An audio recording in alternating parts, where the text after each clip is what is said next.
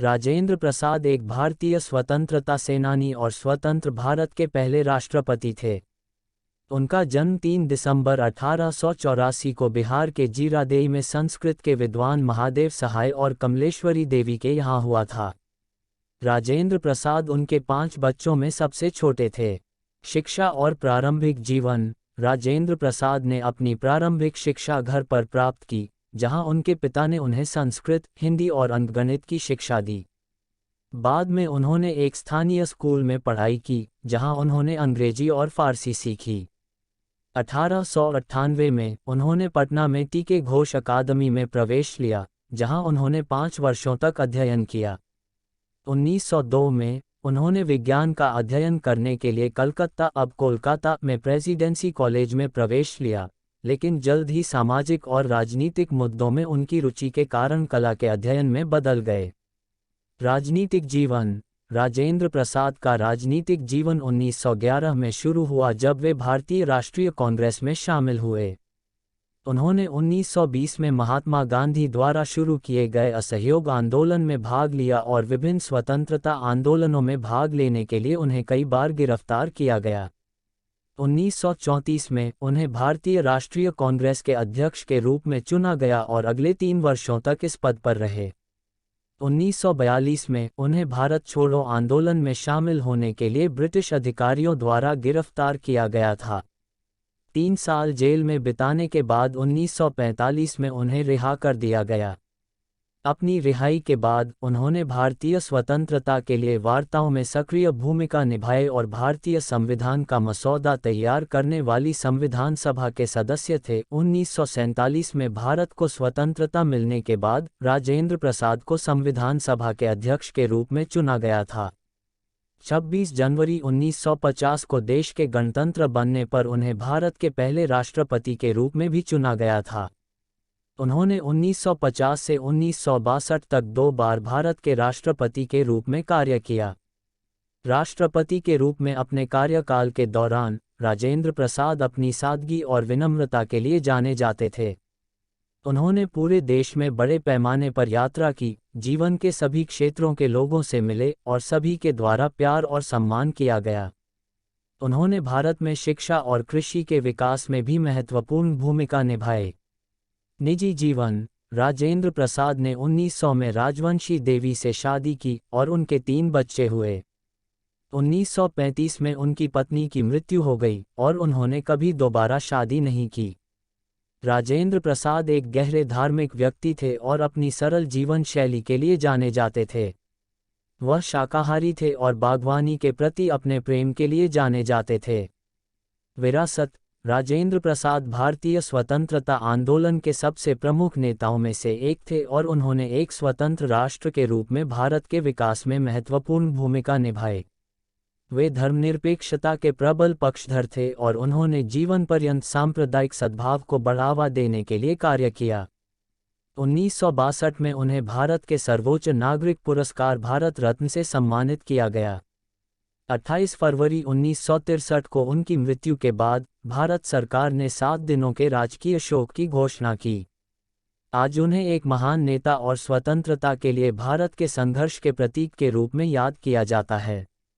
राजेंद्र प्रसाद के जीवन इतिहास की इस निरंतरता में हम भारत के स्वतंत्रता आंदोलन में उनके योगदान और स्वतंत्र भारत के पहले राष्ट्रपति के रूप में उनकी भूमिका के बारे में अधिक जानेंगे। भारत के स्वतंत्रता आंदोलन में योगदान। राजेंद्र प्रसाद ने स्वतंत्रता के लिए भारत के संघर्ष में महत्वपूर्ण भूमिका निभाई। वह बिहार कांग्रेस कमेटी के संस्थापक सदस्यों में से एक थे, जिसे 1917 में स्थापित किया गया था। उन्होंने 1920 में महात्मा गांधी द्वारा शुरू किए गए असहयोग आंदोलन और 1930 में सविनय अवज्ञा आंदोलन में सक्रिय रूप से भाग लिया। 1934 में उन्हें जवाहरलाल नेहरू के उत्तराधिकारी के रूप में भारतीय राष्ट्रीय कांग्रेस के अध्यक्ष के रूप में चुना गया था।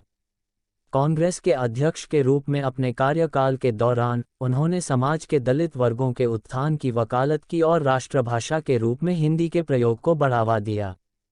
राजेंद्र प्रसाद अपने नेतृत्व कौशल के लिए जाने जाते थे और उनके साथी स्वतंत्रता सेनानियों द्वारा उनका बहुत सम्मान किया जाता था।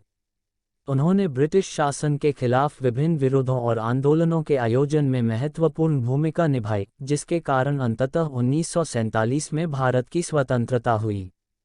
संविधान सभा में भूमिका 1947 में भारत को स्वतंत्रता मिलने के बाद भारत के संविधान का मसौदा तैयार करने के लिए एक संविधान सभा का गठन किया गया था। राजेंद्र प्रसाद संविधान सभा के सदस्य थे और उन्होंने संविधान का मसौदा तैयार करने में महत्वपूर्ण भूमिका निभाई थी। उन्हें संविधान सभा के अध्यक्ष के रूप में भी चुना गया था, जो संविधान का मसौदा तैयार करने के लिए जिम्मेदार थी। उनका नेतृत्व और मार्गदर्शन सभा के सदस्यों की विविध राय को एक साथ लाने और एक संविधान का मसौदा तैयार करने में महत्वपूर्ण था, जो भारत के लोगों की आकांक्षाओं को दर्शाता है। राजेंद्र प्रसाद लोकतंत्र के प्रबल पक्षधर थे और जनता की शक्ति में विश्वास रखते थे। उन्होंने ये सुनिश्चित करने में महत्वपूर्ण भूमिका निभाई कि भारत का संविधान उन लोकतांत्रिक सिद्धांतों और मूल्यों को प्रतिबिंबित करता है जिनके लिए वे खड़े थे। भारत के राष्ट्रपति के रूप में भूमिका 26 जनवरी 1950 को भारत का संविधान लागू होने के बाद भारत एक गणतंत्र बन गया और राजेंद्र प्रसाद को भारत के पहले राष्ट्रपति के रूप में चुना गया। उन्होंने 1950 से 1962 तक 2 बार राष्ट्रपति के रूप में कार्य किया। राष्ट्रपति के रूप में राजेंद्र प्रसाद अपनी सादगी, विनम्रता और राष्ट्र सेवा के प्रति समर्पण के लिए जाने जाते थे। उन्होंने पूरे देश में बड़े पैमाने पर यात्रा की, जीवन के सभी क्षेत्रों के लोगों से मिले और सभी के द्वारा प्यार और सम्मान किया गया। राष्ट्रपति के रूप में अपने कार्यकाल के दौरान उन्होंने भारत में शिक्षा और कृषि के विकास में सक्रिय भूमिका निभाई।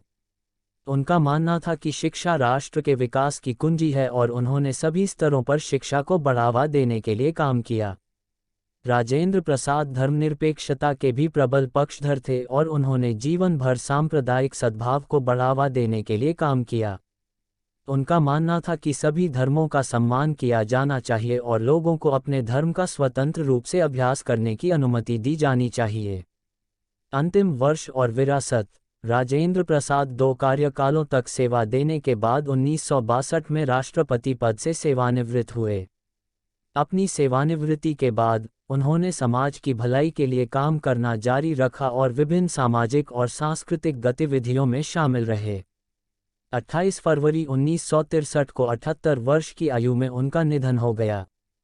भारत सरकार ने 7 दिनों के राजकीय शोक की घोषणा की और उनके अंतिम संस्कार में देश भर से हजारों लोगों ने भाग लिया।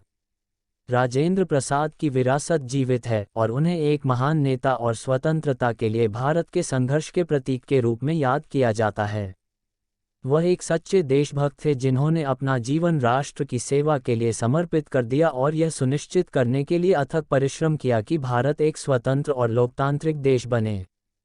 राजेंद्र प्रसाद एक उल्लेखनीय नेता थे जिन्होंने भारत के स्वतंत्रता संग्राम और एक स्वतंत्र राष्ट्र के रूप में देश के विकास में महत्वपूर्ण भूमिका निभाई।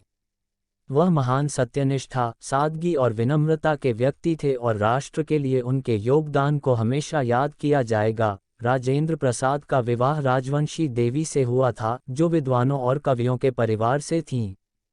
दंपति के 5 बच्चे, 3 बेटे और 2 बेटियां थीं।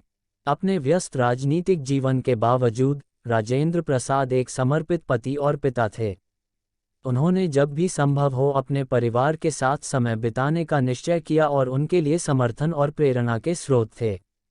राजेंद्र प्रसाद एक गहरे धार्मिक व्यक्ति थे और विश्वास की शक्ति में विश्वास करते थे।